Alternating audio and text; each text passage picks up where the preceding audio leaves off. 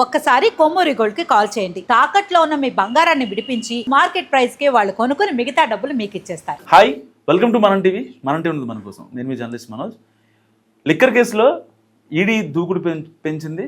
So పర్టికులర్గా ఏదైతే నిందితులు ఉన్నారో వాళ్ళ చుట్టూ ఉచ్చు బిగుస్తుందని చెప్పాలి. ఇప్పటికే చాలామంది ఆస్తులు కూడా జప్తు చేసింది. ఇలాంటి నేపథ్యంలో తిరుపతి, నెల్లూరు, హైదరాబాద్లో ఏకకాలంలో సోదాలు జరుగుతున్నాయి. మరి అసలు లిక్కర్ స్కామ్ కేసులో అప్డేట్ ఏంటి? ఈడీ చాలా రోజుల తర్వాత మళ్ళీ ఎంట్రీ ఇవ్వడం వెనక అసలు ఈ మ్యాటర్ ఏంటి కనుక్కుందాం. మనతో పాటు మనం టీవీ స్టూడియోలో జాయిన్ అయ్యారు ప్రముఖ పొలిటికల్ అనలిస్ట్, సీనియర్ జర్నలిస్ట్ కట్టా కార్తిక్ గారు. కార్తిక్ గారు నమస్కారం. చాలా రోజుల తర్వాత సిట్టు ఒక నివేదికతో మళ్ళీ ఈడీ అధికారులు రంగంలో దిగారు. చెన్నై నుంచి 10 బృందాలుగా విడిపోయి. సో ఎవరికి ఇప్పుడు ఉంది థ్రెట్ ఉందంటారు? నిన్న దాకా ఈడీ కొద్దిగా ఐప్యాక్ మీద ఈడీ రైట్స్ విషయంలో కొంత బిజీగా ఉన్నట్టుంది. ఇప్పుడు మళ్ళీ ఈడీ కొంత ఫ్రీ అయింది. ఇప్పుడు ఇక లిక్కర్ స్కామ్ విచారణ మీద పడింది. లిక్కర్ స్కామ్ విచారణలో భాగంగా చెవిరెడ్డి భాస్కర్ రెడ్డి ఇంట్లో, రాజు కసిరెడ్డి ఇంట్లో ఇవాళ సోదాలు నిర్వహించినట్టుగా వార్తల్లో మనం చూస్తున్నాం. చెవిరెడ్డి గారు వెళ్ళేసరికి లేరని చెప్పి కూడా వార్త కూడా వచ్చింది. చెవిరెడ్డి గారు ఇంకా ఆయన కొడుకు మోహిత్ రెడ్డి వీళ్ళిద్దరూ కూడా ఇంటికి తాళం పెట్టేసి ఉంది. అంతేగా, ఇంటికి తాళం పెట్టేసి ఉంటారు. మనకి అది కామన్.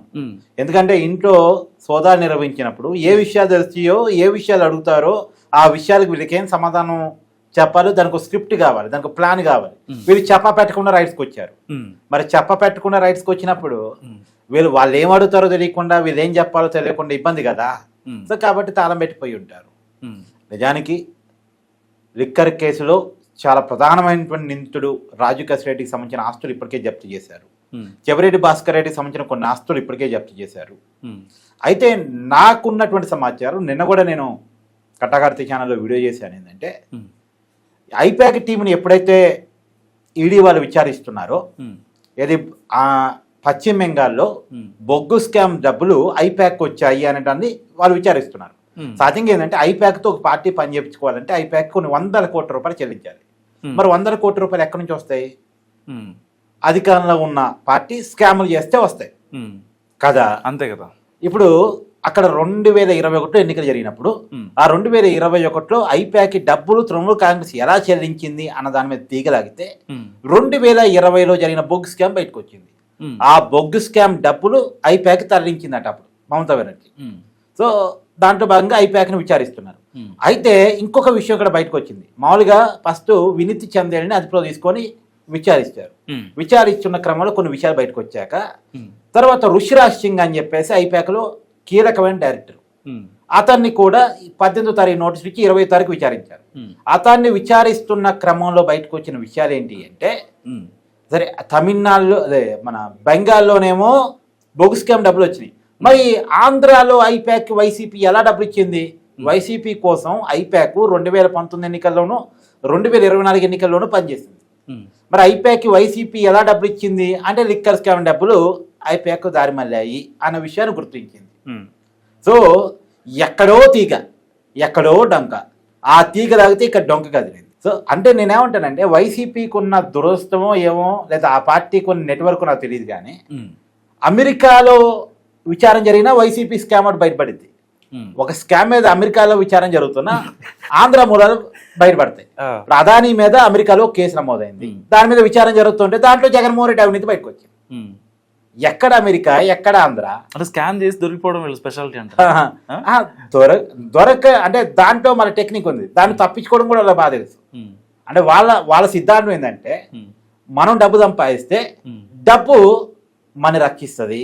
సో వ్యవస్థల్లో ప్రతిదానికి డబ్బు లింక్ ఉంది కాబట్టి డబ్బు ఎంత కావాలో అంతకన్నా ఎక్కువ సంపాదించాలి.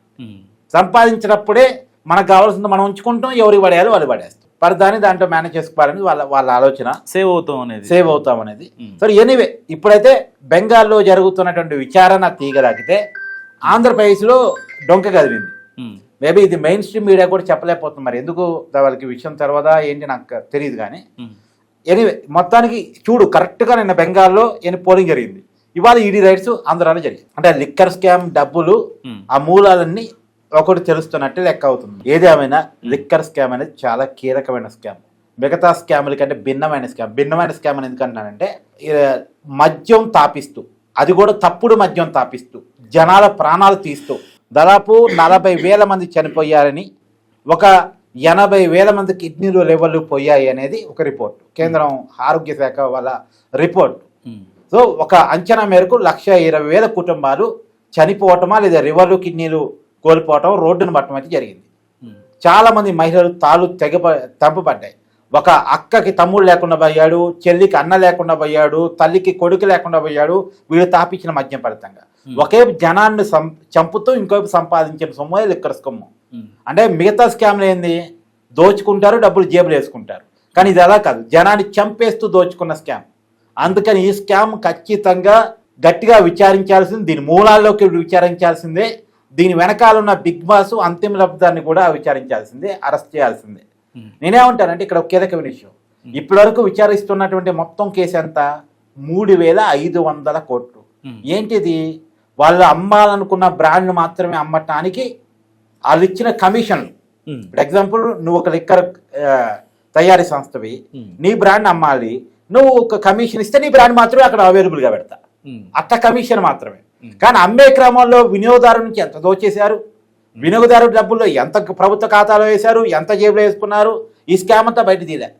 ఈ స్కామ్ అంతా బయట తీస్తే ఇంకా చాలా పెద్దగా వస్తుంది, 1,00,000 కోట్ల వరకు రావచ్చు అని ఒక అంచనా. మరి ఏదేమైనా ఇప్పుడు 3,500 కోట్లు ఏదైతే కమిషన్ బేస్ జరిగిందో దాని వరకే విచారిస్తున్నారు. కాబట్టి సరే, ఇది సరిగా విచారించగలిగిన చాలు, దీంతో అంతిమ లబ్ధాన్ని పట్టుకోగలిగిన చాలు.